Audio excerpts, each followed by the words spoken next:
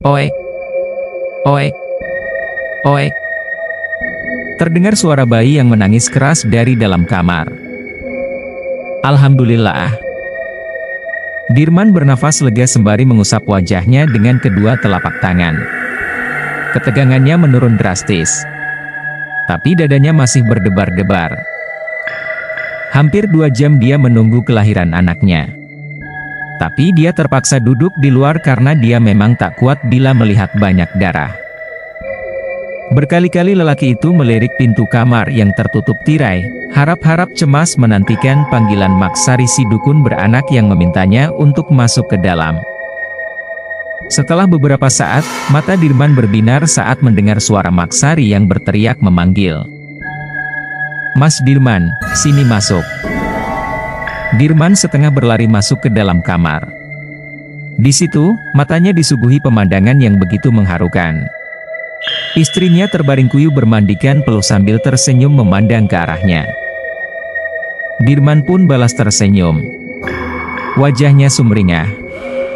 Lalu matanya tertuju pada 2 sosok mungil terbungkus kain yang tergolek di samping istrinya. "Anak kita kembar, Mas. Laki-laki semua," ucap istrinya pelan. "Alhamdulillah," ucap Dirman spontan sambil tengadahkan tangan. Dirman segera mendekat lalu memberikan kecupan lembut di kening istrinya sebagai ungkapan rasa bahagia. "Kamu nggak apa-apa?" Istrinya mengangguk dengan senyuman penuh bangga. "Aku seneng banget, Mas." "Selamat ya, Mas Dirman. Anaknya kembar laki-laki, sehat semua," ucap Maksari sembari mengeringkan tangannya yang basah dengan kain. "Iya, Mak. Terima kasih," balas Dirman dengan senyum yang tak henti mengembang. "Itu ari-arinya ada di baskom. Saya minta supaya cepat-cepat dikubur. Jangan ditunda-tunda," kata Maksari lagi.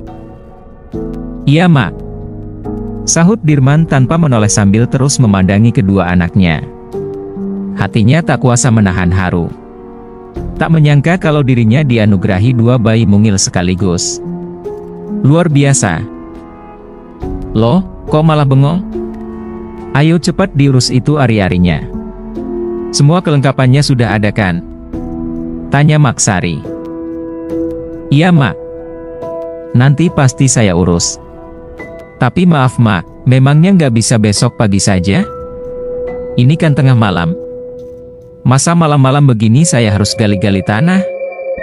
jawab Dirman coba menawar. Harus sekarang. Ini malam 1 suro. Anakmu itu anak kembar. Kamu harus cepat-cepat mengubur ari-arinya. Kalau enggak..." Maksari menghentikan ucapannya sembari melirik ke arah istri Dirman yang sedang terbaring layu. Wanita tua itu seperti sadar akan situasi hingga dia sengaja tak melanjutkan kalimatnya. "Kalau enggak memangnya kenapa, Mak?" tanya Dirman yang menunggu Maksari tuntaskan ucapannya. Enggak apa-apa. Sudah, jangan banyak tanya. Lebih baik kamu nurut apa kata emak," jawab Maksari yang membuat Dirman jadi mengernyitkan dahi. Tapi Dirman tak berani bertanya lagi. Dia tak ingin memancing perdebatan. Dia merasa berhutang budi pada Maksari yang sudah mau bersusah payah membantu kelahiran anaknya meski katanya wanita tua itu sedang tak enak badan. Dirman pun segera membawa baskom berisi ari-ari itu ke belakang rumah. Dia sudah berencana untuk menguburkannya di sana. Namun terdengar suara Maksari yang kembali memanggilnya. Dia pun meletakkan baskom itu di meja dapur lalu bergegas kembali ke kamar memenuhi panggilan Maksari. "Kenapa, Mak? Aku mau pamit dulu. Barusan ada panggilan mendadak. Besok pagi-pagi aku kesini lagi." "Apa perlu saya antar, Mak?" "Gak usah. Kamu jaga saja istrimu dan anakmu baik-baik. Jangan lupa ari-arinya." "Iya, Mak. Terima kasih." Maksari pun akhirnya pergi. Dirman ingin melanjutkan niatnya mengurus ari-ari. Namun mendadak ponselnya berbunyi. Ada nama ibu yang muncul pada layarnya. "Halo men. Gimana? Sudah lahir anaknya?" tanya sang ibu di seberang sana. "Sudah Bu. Alhamdulillah. Anaknya kembar. Laki-laki semua," jawab Dirman dengan bangganya. "Alhamdulillah. Maaf ibu belum bisa ke sana, mungkin besok. Soalnya malam ini bapakmu belum bisa ditinggal, masih sakit. Ini ibu baru selesai ngerokin bapakmu, terus dia muntah-muntah. Kayaknya bapak masuk angin." "Iya Bu. Gak apa-apa," balas Dirman lalu mengakhiri pembicaraan teleponnya. "Mas, aku haus mas. Tolong ambilkan air minum," pinta istrinya. Dirman pun segera mengambilkan apa yang istrinya minta. Dirman lalu duduk di samping sang istri sambil terus memandangi kedua anaknya. Sebentar kemudian, istrinya yang kelelahan nampak mengantuk. Dirman pun membiarkannya tidur. Tapi Dirman yang juga merasa lelah akhirnya malah ikut tertidur. Entah berapa lama keduanya terlelap hingga tiba-tiba terdengar suara pintu yang terbanting dengan keras. "Bra!" Dirman dan istrinya seketika kaget hingga terbangun. Tapi belum sempat apa-apa, kembali terdengar suara baskom yang terbanting dari dalam dapur. "Grompiang! Apa itu mas?" tanya sang istri kebingungan sembari berusaha tenangkan kedua anaknya yang menangis. "Gak tahu," jawab Dirman sambil menggeleng. Namun keduanya kembali heran begitu mendengar derai tawa dari arah sana. Dari suaranya, sepertinya lebih dari satu orang. Dengan hati penuh tanya, Dirman pun segera bangkit lalu melangkah cepat menuju dapur. Masa ia maling? Tapi sepertinya itu suara perempuan. Batin Dirman menduga-duga. Namun ketika dia sampai di situ, betapa dia terperangah hingga membelalakan mata. Allahu Akbar! Di dapur, ada 3 perempuan menyeramkan berbaju lusuh berambut panjang yang sedang berebut memakan ari-ari anaknya. Mulut ketiganya nampak berlumuran darah bercampur lendir lalu menyeringai ke arah Dirman. Seketika Dirman tersurut mundur hingga merapat ke dinding. Namun matanya tak kuasa berpaling untuk terus melihat ketiga sosok perempuan menakutkan itu. Lalu tiba-tiba ketiga perempuan itu melesat melayang keluar melalui pintu belakang yang terbuka diiringi derai tertawa yang melengking. Salah satunya nampak menggondol ari-ari dengan mulutnya, meninggalkan sisa-sisa yang berceceran kemana-mana. Dirman terduduk lemas menyaksikan semua itu. Setelah ketiganya pergi, Dirman seolah mendapatkan tenaganya kembali.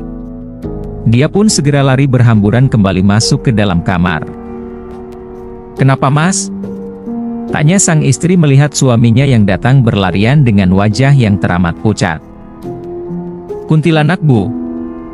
Ari-arinya digondol kuntilanak," jawab Dirman dengan suara yang bergetar. "Ya Allah. Terus gimana mas?" sahut sang istri sembari memeluk erat kedua bayinya. Dirman pun segera menghubungi Maksari yang ternyata baru saja sampai di rumahnya. "Ada apa mas Dirman?" tanya Maksari di seberang sana. "Kuntilanak mak. Ari-arinya digondol kuntilanak." "Innalillahi. Kok bisa? Memangnya belum kamu kubur?" "Belum mak. Tadi saya ketiduran." "Astaga. Kan tadi aku bilang apa? Cepat urus ari-arinya." "Ya sudah, sekarang kamu tenang dulu. Apa kuntilanaknya sudah pergi?" tanya Maksari. "Iya mak. Mereka sudah pergi." "Syukurlah. Sekarang cepat kamu bersihkan semuanya. Jangan sampai ada yang tertinggal. Sisa-sianya cepat kamu kubur. Kalau enggak, kuntilanak itu bakal datang lagi." "Astaga. Masa iya mak?" "Iya. Asal kamu tahu, ari-ari anak kembar itu aromanya lain. Baunya bisa mengundang para kuntilanak untuk datang. Apalagi ini malam 1 Suro. Bagi mereka, aroma benda itu seperti bau makanan yang lezat. Mereka akan kembali kalau sampai baunya masih tercium. Ya Allah. Iya, Mak. Nanti saya bersihkan. Jawab Dirman terdengar gugup lalu menutup pembicaraan teleponnya. Dirman pun segera kembali ke dapur demi melakukan perintah Maksari. Dengan terburu-buru, dia kumpulkan sisa ari-arinya lalu segera dikuburkan. Sepanjang malam Dirman dan istrinya tetap terjaga. Mereka begitu ketakutan dan khawatir kalau para kuntilanak itu benar-benar datang lagi. Hingga akhirnya terdengar suara adzan subuh yang membuat pasangan suami istri itu bisa bernapas lega. Dirman pun segera pergi ke dapur untuk memastikan kalau semuanya baik-baik saja. Sejenak dia termenung di situ, masih tak percaya dengan apa yang telah dia alami. Dia jadi sedikit menyesal karena telah lalai hingga mengakibatkan semua ini terjadi. Suatu peristiwa yang seumur hidup takkan bisa dilupakannya. Selesai.